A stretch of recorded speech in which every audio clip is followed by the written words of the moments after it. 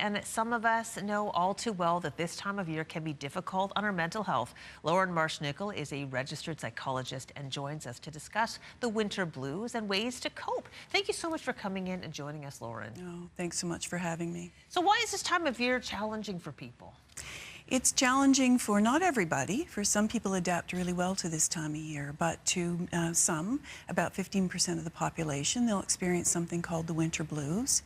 And so there's, the adjustments that we're having to make. So the winter blues is a mild form of a low mood that's typically associated with these colder, darker months.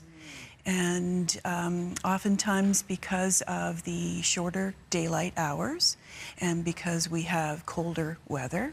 And there's also a change in our daily routines as well. And this change can create, one definition of stress is anything that we have to adjust to.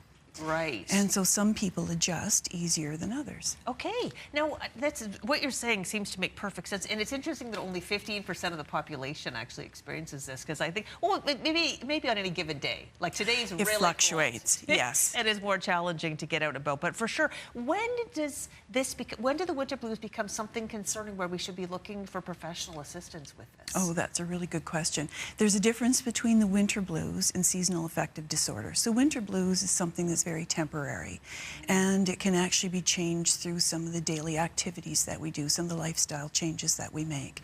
So where winter blues is more of a feeling more less energy, a little more sleepy, that feeling of blah, that's the lower end of things that many of us experience off and on, and it fluctuates.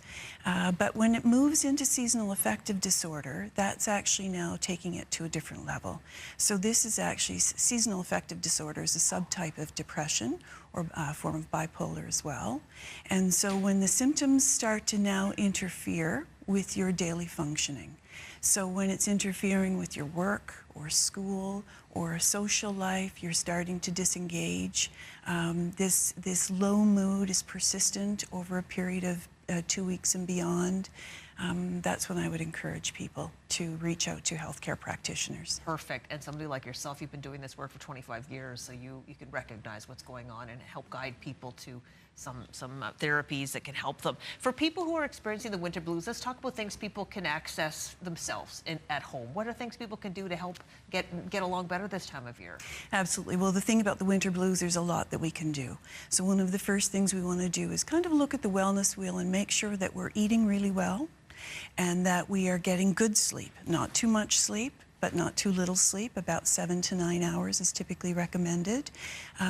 Really important that we actually are accessing the daylight as frequently as we possibly can. So by being able to get outside is really important.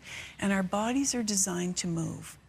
So moving on a regular basis, getting out there with doing some activities and engaging. If you're feeling like you just want to stay home and curl up and that's happening too often, make sure that you're getting out there and you're engaging. Okay, perfect. Well, this is great advice. It's true that if we get good sleep, we eat well, and we're moving, we do feel a lot better. Absolutely. Well, Lauren, thank you so much.